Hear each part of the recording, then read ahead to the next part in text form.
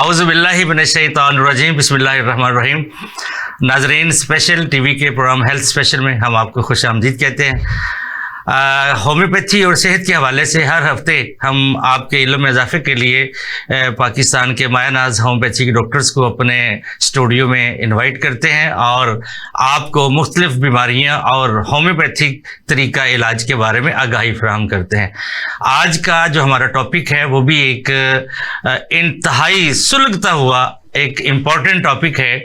आज के टॉपिक का नाम है ओबेसिटी, जिसको हम उर्फ़े आम में मोटापा बोलते हैं। आप जानते हैं कि पाकिस्तानी कौम खासकर इंटरनेशनल लेवल पे भी दुनिया जो है वो मोटापे का शिकार है। ख़ास तौर पे हमारा पाकिस्तानी माशरा, हर घर में 2-4 लोग एक्स्ट्रा ऑर्डिनरी ओवरवेट हैं। ये क्यों ओवरवेट हैं? हमारे मिजाज, हमारे खाने पीने के औकात, हमारी खुराक, हमारी फूड, हमारा उठना बैठना, ये सारा चेंज हो चुका है। हम कुदरत के, नेचर के बहुत दूर जा चुके हैं।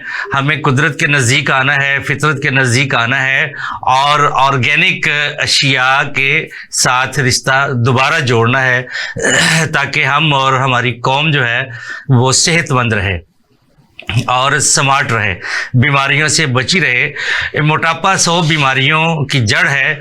आज हमारे जो पैनल्स के सीनियर डॉक्टर्स हैं वो बताएंगे कि मोटापा क्या है, कैसे होता है, इसकी वजूहात क्या हैं, इससे कैसे बचा जा सकता है और हमारी जो खुराक है, हमारी जो फूड है, हम इसमें कैसे तब्दीली ला के मोटापे से बच सकते हैं। इस पे बड़ी डिटेल के साथ रोशनी डालेंगे और उसके बाद हम आपको बताएंगे कि होम्योपैथिक जो अद्वियात हैं क्या मोटापा कम करने में मुमद्दो मावन साबित होती हैं, हमारा साथ देती हैं। और आज बिल्कुल खुल के हम आपको बताएंगे कि मोटापा और होम्योपैथी का आपस में क्या रोल है, क्या मुमासलत है, क्या चीज़ें मुश्तरक हैं। तो हमारे साथ जुड़े रहिएगा। हम चलते हैं अपने प्रोग्राम की तरफ। सबसे पहले मैं अपने पैनल्स का आपसे तारुफ करवाता हूं, उसके बाद हम उनसे पूछेंगे कि मोटापे की वजूहात क्या हैं और किस तरह होम्योपैथी से नमर्द आजमा हो सकती है, होम्योपैथी मोटापा कम करने में कैसे हमारे साथ दे सकती है। हमारे साथ रहिएगा। हमारे साथ मौजूद हैं डॉक्टर साइमा तजम्मल साहिबा, सीनियर होम्योपैथिक डॉक्टर हैं। पिछले 2 दहाइयों से होम्योपैथिक अद्वियात के साथ अपनी आवाम को सर्विसेज फराहम कर रही हैं।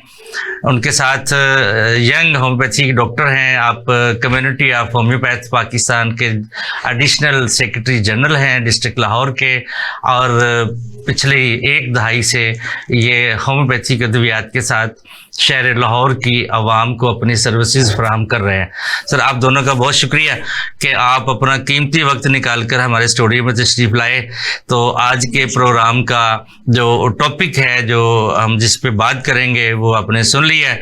जैसा कि मैंने प्रोग्राम के आगाज़ में बताया है कि ओबेसिटी है, मोटापा है, और यकीनन आप हमारी आवाम को, पूरी दुनिया की आवाम को, चूँकि हमारा चैनल पूरी दुनिया में देखा जाता है, तो उनको बताएंगे कि मोटापा कैसे होता है और क्यों होता है, इसकी काजेज़ क्या क्या हैं, इससे बचा कैसे जा सकता है, और होम्योपैथी की जो अद्वियात हैं वो कहाँ तक मोटापा कम करने में हमारी मदद कर सकती हैं।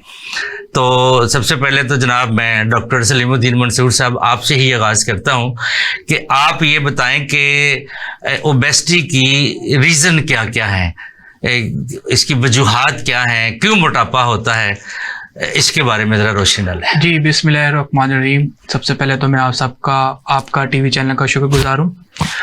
बात करते हैं ओबेसिटी पर। ओबेसिटी एक हालत जिस्म की वो कंडीशन होती है जिसके अंदर हमारा वज़न एक नॉर्मल मिकदार से बढ़ जाता है और हमारे जिस्म के अंदर नुकसानदेह चर्बी का इज्तिमा होना शुरू होता है, जो हमें नुकसानात देती हैं, जिसको हम कहते हैं जी आपका शख्सियत ओबेसिटी या मोटापे की तरफ जा रही है। अब हम आ रहे हैं आपके सवाल के जवाब पर, इसकी रीज़न क्या बन गई, कॉज क्या बन गई, वजूहात क्या बन गई। देखिए, सबसे पहले जो हमारी कोई भी बीमारी जिस्म के अंदर आ जाती है, उसमें हमारा सबसे पहले जो वजह बनती है हमारा लिविंग स्टाइल। लिविंग स्टाइल के बाद हमारी बनती है डाइट। डाइट के बाद हमारा चलना शुरू होता है कि मेंटली हमारी हेल्थ स्टेटस के आगे हमारी फिज़िकल हमारी हेल्थ स्टेटस के आना शुरू होगी, हमारी मैनेजमेंट रूटीन की क्या आना शुरू होगी। आपके सवाल को और ज़्यादा करना शुरू होगी कि वो खुराक जो हमारे लिए अनहाइजेनिक या हम नेचर या ऑर्गेनिक से हटके आते हैं, तो हमारे अंदर ओबेसिटी आना शुरू होती है, जो हमारे डाइट का आना शुरू होगी। इसमें वो ग़िज़ा जो हमारे लिए बहुत ज़्यादा नुकसान, जैसे ऑयली चीज़ें आना शुरू होगी। आजकल यंगस्टर है, मैं भी यंग ही हूँ, और ज़्यादा टीनेजर्स में आना शुरू हो गए। उनके अंदर आजकल बहुत ज़्यादा शुरू हो गया फास्ट फूड का, जंक फूड का, कोल्ड ड्रिंक्स का, जिनके अंदर हम इनको काउंट ही नहीं कर पाते कि इनके अंदर कैलोरीज कितनी है, कार्बोहाइड्रेट्स कितने हैं, मिनरल्स कितने हैं, प्रोटीन कितनी है, फैट्स कितनी है। एक हमें रूटीन में नहीं पता चलता, वो आहिस्ता आहिस्ता हमारे जिस्म के अंदर जो ओबेसिटी करना शुरू कर देती है। सेकंड, इसकी कॉज क्या बनना शुरू होती है, हमारा लाइफ के अंदर लेजीपन। अगर हम अपनी लाइफ के अंदर कोई एक्सरसाइज वगैरह नहीं करते, बैठने काम ज़्यादा आना शुरू होते हैं कि हमने खाना खाया, खाना खाने के बाद हम कोई वॉकिंग नहीं, कोई इस तरह की एक्सरसाइज, खाना खाया, पानी पिया, बैठे रहें। इसमें भी जो खाना सही तरीके से डाइजेस्ट नहीं हो पाता, जिस्म के जो डाइट के न्यूट्रिशन मिनरल्स होते हैं वो बॉडी के अंदर ना तो वो हज़म हो पाते हैं, ना वो हमें लग पाता, तो हमें एक शक्ल आना शुरू होती है फैट्स की बर्निंग की, और आना शुरू होता है कि फैट इनके अंदर बहुत ज़्यादा ना जनरेट होना शुरू होता है, ये ओबेसिटी आना शुरू होगी। अब एक और आपको मैं बात कहता हूँ कि आजकल के दौर पे मिस मेडिकेशन, अद्वियात का भी गलत इस्तेमाल करना भी हमारे अंदर ओबेसिटी का आना शुरू हो जाता है। हम एक मेडिसिन खाए जा रहे हैं, हमें पता ही नहीं है कि ये मेडिसिन क्या आ रही है, क्या नहीं आ रही। एक तरफ तो डाइट आ गई कि हम जी डाइट बहुत गलत ले रहे हैं, नेचर के डिस्टर्ब होगी। इसके बाद हम जो सेल्फ मेडिकेशन करना शुरू हो गए घरों के अंदर, आप देखेंगे हर घर के अंदर, हर घर के बेडरूम के अंदर एक मेडिसिन का डिस्पेंसरी नुमा बॉक्स बना होता है, जिसमें पेन किलर भी होंगी, स्टमक से रिलेटेड भी आना शुरू होगी, और एक्सेट्रा मेडिसिन आती हैं। अब इन मेडिसिन का मिसयूज भी हमारे लिए प्रॉब्लम बनता है। आगे मैं बात करना शुरू करते वजूहात की, हार्मोनल प्रॉब्लम की वजह से भी। हार्मोनल प्रॉब्लम भी ओबेसिटी को पैदा करने के लिए मेडिकेशन का असर बनता है कि हम कोई मेडिसिन ले रहे हैं और उसका असर हमारे बॉडी के किसी हार्मोन के फंक्शन के ऊपर आना शुरू हो गया, तो उसने हार्मोन की खराबी की वजह से भी हमें ये प्रॉब्लम आना शुरू हो जाती है। एक इसमें वजह आना शुरू हो जाती है कि अगर हम रात को नींद नहीं सही तरीके से ले पाते, नींद सही लेने की ना वजह एक ये भी आना शुरू होती है कि हमारा डाइजेस्टिव सिस्टम सही तरीके से काम नहीं कर रहा।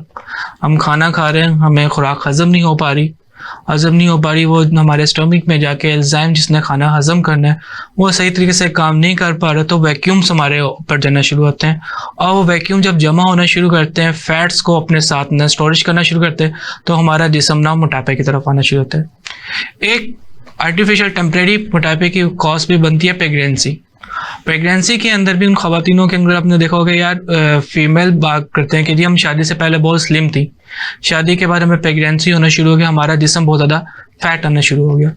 इसमें क्या वजह बनती है, कुछ तो प्रेगनेंसी के अंदर बहुत सारे हार्मोनल चेंज होने होते हैं, क्योंकि एक नई दुनिया, एक नई रूह ने जनरेट होना होता है। फीमेल के अंदर बहुत से हार्मोन्स की ना अदल बदल होने एक वो वजह बनती है। दूसरा, अक्सर फीमेल्स वगैरह काम नहीं कर पाती प्रेगनेंसी के अंदर, वो समझते कि जी हमें अगर प्रेगनेंसी आना शुरू हुई है, कोई बीमारी नहीं, ये एक अल्लाह ताला की नेमत है और एक ये नेचर का प्रोसेस है। इसके अंदर हम अपने आप को एक्सरसाइज वगैरह में रखें, मेंटेन वगैरह रखें, डाइट वगैरह तो नहीं आती। होता क्या, प्रेगनेंसी के अंदर हम रेस्ट बहुत ज़्यादा करना शुरू करते हैं और बहुत हाईवी मिकदार के अंदर ना प्रोटीन वाली ग़िज़ा को इस्तेमाल करना शुरू कर देते हैं, जो हमें ओबेसिटी का बायस बनता है। जी, ये आपने जो पूछा, इसकी मेन जो वजूहात थी जो मोटापे में हम करते हैं, वो मैंने आपसे शेयर कर ली। जी डॉक्टर साहब, डॉक्टर सलीमुद्दीन मंसूर ने इसकी जो कॉजेज़ हैं बड़ी तफसील के साथ बयान कर दिए। आप थोड़ा सा इसको आगे लेके चलें, इसकी कॉम्प्लिकेशंस के बारे में बताएं कि जब मोटापा हो जाता है उसकी कॉम्प्लिकेशंस क्या हैं, नुकसानात क्या हैं, कौन कौन सी बीमारियां जो आन पड़ती हैं मोटे लोगों पे, क्या मोटे लोग लंबा अरसा जीते हैं, क्या उनकी ज़िंदगी सुकून के साथ गुजरती है, जितना ज़्यादा ओवरवेट है क्या वो सुकून में है या उतना ही वो अजाब में है, तो इसके बारे में ज़रा मेरे नाज़रीन को बताएं।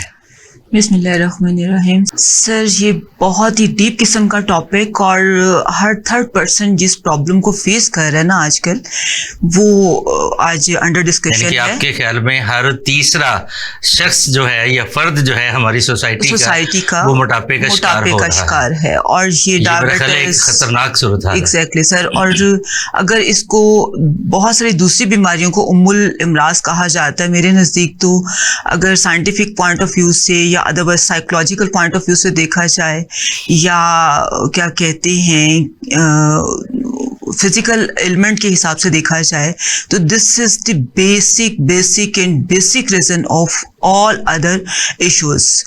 यानी इसकी वजह से इतनी ज़्यादा कॉम्प्लिकेशंस हैं, इतनी ज़्यादा कॉम्प्लिकेशन है कि इसको अगर उम्मुल अमराज कहा जाए तो गलत नहीं होगा। और अगर आप इसकी पेचीदगियों की तरफ आप आते हो तो सबसे पहले तो ये कि इसको पहले देखा ये जाए कि ओबेसिटी है क्या। सर एनर्जी का मिसबैलेंस, यानी एनर्जी जो है जितनी हमें रिक्वायर्ड है उससे ज़्यादा एनर्जी किसी भी फॉर्म में अगर हम लोग इनटेक कर रहे हैं इट मीन्स कि हम लोग ओबेसिटी वाली साइड पे जा रहे हैं। और ओबेसिटी में जब अब देखते हैं कि कौन सा पर्सन जो है उसको हम कह सकते हैं this person is going toward the obesity या like he is going to be a obese person. तो वो पर्सन जिसकी विसरास लाइक उसके नेवल के गिर जो एरिया है अगर वो 35 इंचेस से लेके अगर वो 40 इंचेस तक चला जाता है तो सर उसमें कार्डियो अरेस्ट डिजीज जो है वो लाजमी बात है कि उस बंदे को हो जाएगी।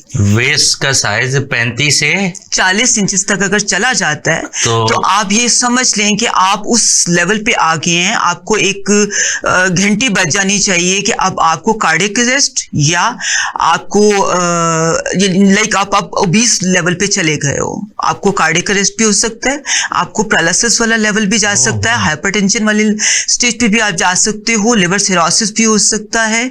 फिर उसके बाद अब ऊपर से सोने पे सुहागा ये होता है कि हम लोग क्या कहते हैं मुख्तलिफ चीज़ों को भी इनटेक कर रहे हैं जैसे सिगरेट नोशी है, ठीक है। वो सारा का सारा सिस्टम जो सा उसको और ज़्यादा एनहेंस कर रहा होता है, ठीक है, जिसकी वजह से फ्री रेडिकल्स बॉडी के अंदर ज़्यादा पैदा हो रहे हैं, ठीक है। फ्री रेडिकल्स ज़्यादा पैदा होने की वजह से टॉक्सिसीमिया यानी बॉडी के अंदर टॉक्सिसिटी जो सी है। आपकी जो गुफ्तगू है इसमें सबसे एक अहम पॉइंट आपने बताया कि नाजरीन वो फर्द वो लोग जिनकी वेस्ट 25 से 40 तक चली गई वो उनके लिए खतरे का अलार्म है, तो वो अपना आप को संभाल लें वरना उनको लीवर सिरोसिस भी हो सकता है, हार्ट अटैक तो बहुत चांस हैं होने के। लिहाजा जागते रहना तो साढ़े दिन रहना। जी डॉक्टर साहब। तो सर ये सारी मतलब कॉम्प्लिकेशंस जो सी हैं ना वो आप ब्रेन की तरफ अगर आप जाते हो आपका फ्री रेडिकल या आपका जो एम्बोलिज्म है कोई भी कोलेस्ट्रॉल का हो सकता है किसी चीज़ का भी फ्री रेडिकल जाके आपके ब्रेन के किसी पार्ट में जाके फंस जाता है तो वो एरिया जो सा इस्केमिक हो जाएगा, वहाँ से पैरालिसिस स्टार्ट हो जाएगा, पार्शियल हो सकता है, फिर इसका कोई पार्ट बॉडी का कोई पार्ट जो है वो पैरालिसिस वाली साइड पे चला जाएगा। फीमेल मोटी हो तो गायनी इशू सर फिर अगर आजकल के बच्चों की तरफ देखें तो हर थर्ड बच्ची जो हमारे पास आती है बिलीव कीजिए कि वो पीसीओएस का शिकार लाजमी बात है होती है और उसकी मेन काज ओबेसिटी है। ओबेसिटी और जंक फूड जैसे सर ने बताया है कि जंक फूड्स और बाकी तमाम अदर रिलेटेड थिंग्स जो सी हैं सिडेटिव हैबिट्स। और सर मेरे नज़दीक अगर मैं इस चीज़ को पास देखूं 20 ईयर्स बैक जाके देखें या 15 ईयर्स बैक जाके देखें तो ये सिम्टम्स एज सच इतनी प्रोमिनेंट नहीं थी बिकॉज हमारा लाइफस्टाइल थोड़ा सा चेंज था। ये कोविड जो आया है इसकी वजह से जो हम लोग बहुत ज़्यादा सीडेटिव हो गए हैं घर में बैठ के, और उस वक्त टाइम ही इस किस्म का था कि हम लोग ज़्यादा से ज़्यादा फिजिकली और मेंटली अपने आप को स्ट्रॉन्ग रखने की कोशिश कर रहे थे, ठीक है। तो वो चीज़ जो है वो अभी हम लोग उस चीज़ के हैबिचुअल हो गए हैं, फास्ट फूड्स और ओवर इनटेक ऑफ कार्बोहाइड्रेट्स और फैटी फैटी एसिड्स की तरफ अगर आप चाहते हो तो कोलेस्ट्रॉल लेवल है, ट्राइग्लिसराइड्स हैं, ये सारी वो चीज़ें हैं जो कि बेसिकली रीजन बनते हैं आपके फ्री रेडिकल कॉज करने के। फ्री रेडिकल जो है वो जाके किसी भी मतलब फ्री रेडिकल्स हैं ऐसे मॉलिक्यूल है, किसी भी हेल्दी मॉलिक्यूल के साथ जाके उन्होंने अटैच होना है, वहाँ की सारी एनर्जी उन्होंने सक कर लेनी है और जाके किसी भी जगह पे एम्बुलर बन के टॉक्सिसिटी बॉडी में कॉज करते हैं, एम्बुलर बन के किसी भी पार्ट में जाके या तो वो आपके इस्केमिक हार्ट डिजीज पैदा कर सकते हैं, हाइपरटेंशन कॉज कर सकते हैं। हाइपरटेंशन को भी आप समझते हो कि साइलेंट किलर है, किसी भी टाइम आपको कुछ भी हो सकता है। Like obesity is the basic thing which is responsible to all other issues, all other complexities.